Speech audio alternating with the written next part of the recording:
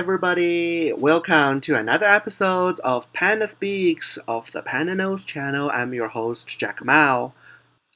So today we're gonna talk about how Chinese characters were created. That's right. Chinese uses characters to write. For example, the characters for mountain is this. Easy, right? Yeah, Chinese is so easy. And the character for fire is like that. Oh, what's difficult about it? For eagle, yeah, that took me, I think, a week in the elementary school to learn how to write that. And not until very recent I discovered this is the most difficult character of the Chinese language. Now you know how crazy it is. That's right. So, for example, I will write you a sentence. So this sentence, as you can see, different from English, there's no space in Chinese writing, okay? So how do we know? Well, you have to know if you know the language. But here, for your convenience, I color code for you. For example, this character means I, and like, and the ing of the verb, and eat, and bamboo, and the grammatical connector, which means it attached between a modifier and a noun, and a panda, right? Do you know what it means? Exactly. It means I like the panda who is eating bamboo. And I know you are expecting a picture. Here you go. So, the natural question is, how were Chinese characters created, right? There are thousands of them. So today we're going to talk about the 6 categories of Chinese character creation mechanisms. So the number 1 is pictograph. In Chinese we call it 象形. So ancient Chinese people created a character by depicting it in the natural world. Like these ones, sun, moon, cloud, rain. They are natural things, right, in the nature. So it's understandable why they are being depicted first. So from left to right, you can see the evolution of the character. The most left one are the first archaeological evidence of a Chinese character. They are carved on the turtle shells. And then the most right one, a modern Chinese language we type in the computer. Okay, so you can see the evolution of these characters from very pictograph to kind of abstract. The second one is called ideograms. So in Chinese we call it 指示. Ideograms are usually used to point to or to signify abstract things, something you can't really depict. For example, here I have an example of the characters from Shang Dynasty, which is approximately 1600 BCE to 1046 BCE. So here we have numerals 1, 2, 3. As you can see, very easy, just horizontal lines. But unfortunately, the pattern breaks down at 4. Okay, so don't write 4, 5, 6 by just adding the horizontal lines. But another one, for example, is the concept of above and below. As you can see in Shang Dynasty character, you draw a longer horizontal line to be your base, and then the shorter horizontal line is either above your longer ones or below your longer ones to signify the idea of above and below.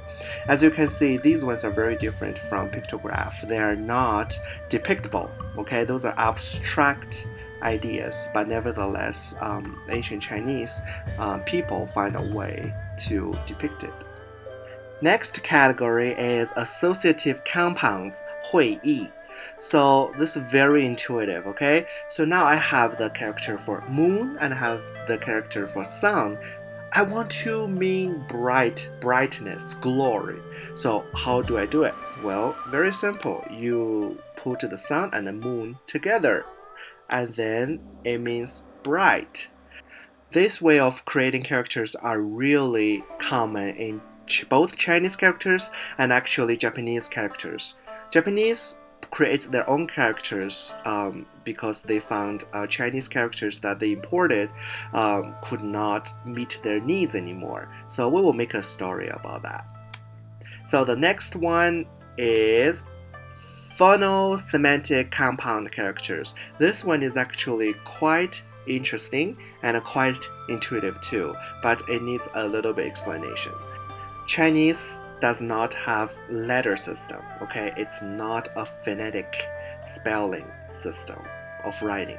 So you're wondering, or I'm wondering, how did ancient Chinese people teach their kids new characters?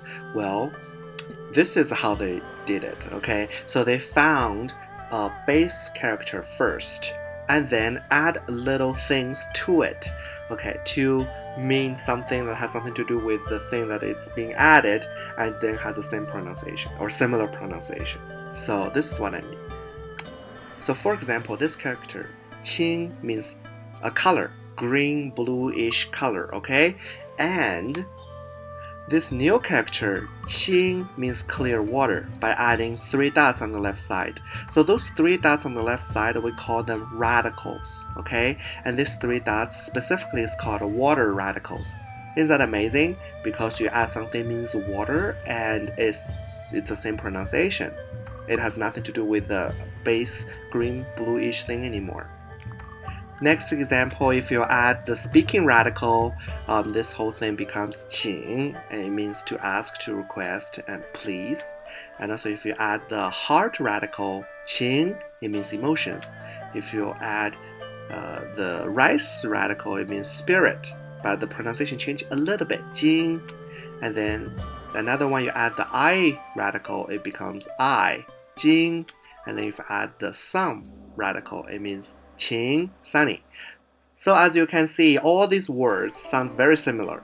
Qing, qing, qing, jing, jing, qing, right? Because they all contain the base character. Qing means green and bluish color. But the thing is, once you add those things and they become a new character, they do not have the original meaning anymore. They acquire a new meaning by having this meaning radical on the left side. Okay. Next one is quite historic, and some linguists even arguing whether it's necessary to have this, but nevertheless it is included because it was included in one of the very old Chinese linguistic books. So this one is called mutually explanatory characters. So when ancient Chinese people ran out of characters, right, then how to create a new one? Let's see. The sole purpose I want to create a new character is to explain the old character. Okay, it doesn't make much sense right now, but that's how they did. For example, these 2 characters, lao and kao, actually both of them meant the same thing, which means old. Okay, so the ancient Chinese, lao can be used to explain kao, and the kao can be used to explain lao. But actually nowadays, lao stays the ancient meaning, elder or old, and kao acquires a new meaning, which means to test, to take a test. Okay, I don't know how they get here, but it's just what happened. And number 6 is phonetic loan characters. This is very interesting. It's called 假借.